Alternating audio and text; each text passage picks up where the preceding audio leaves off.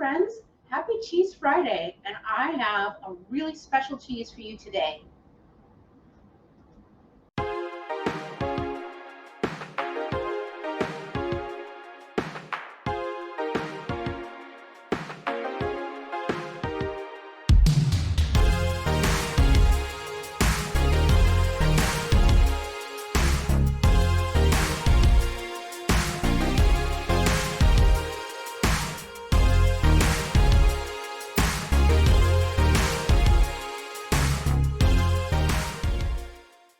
So this Friday, I have what I think is probably one of the most requested cheeses, and I finally picked some up. This is the Raclette.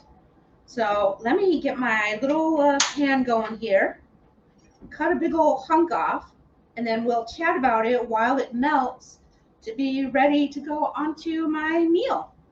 So Raclette is a type of Swiss cheese, and it won't take too long. I'm going to bring it up close so you can see. The Raclette, you can see it doesn't have a lot of holes. That is because it is aged between 6 and 18 months. It is a type of Alpine Swiss, and originally it was an AOP cheese. You know, we've talked about that, about the origin, destination, etc., etc. But it's currently now made all around the world, all kinds of options there. Usually, when you see it, it's in fancy restaurants. They have a big old device to cook the raclette, holds like half a wheel. In our case, we're just doing one little piece.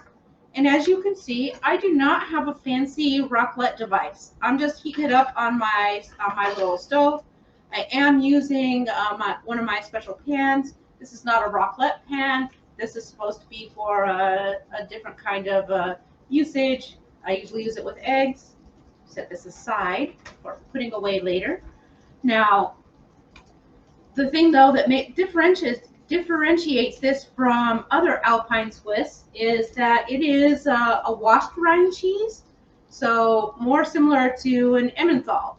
So unusual little hybrid there, but that is what kind of gives it some of the pungency, and also brings forward some of that slight little bit of funkiness.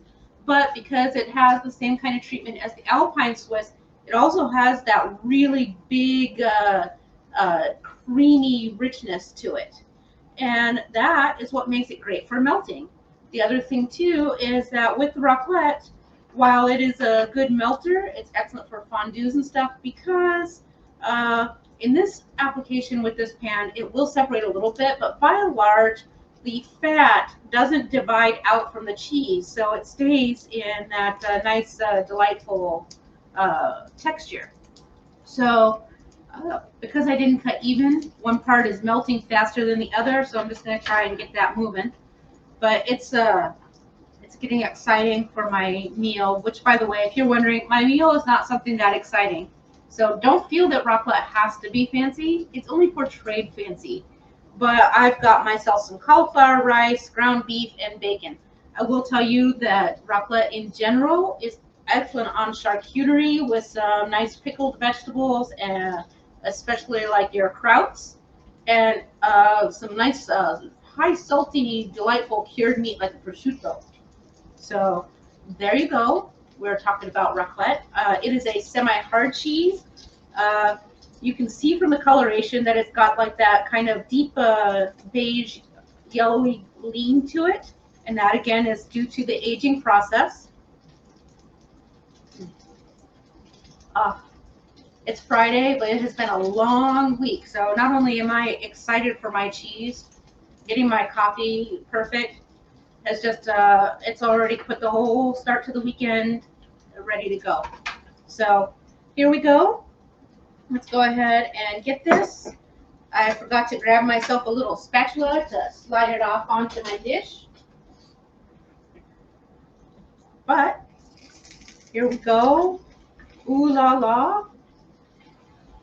There we go. That's probably not as lovely as a lot of restaurant pours, but delightful. And now I get to have my delightful raclette, fancy, not fancy. Get me a nice bite here. mix it with my dish. Mm.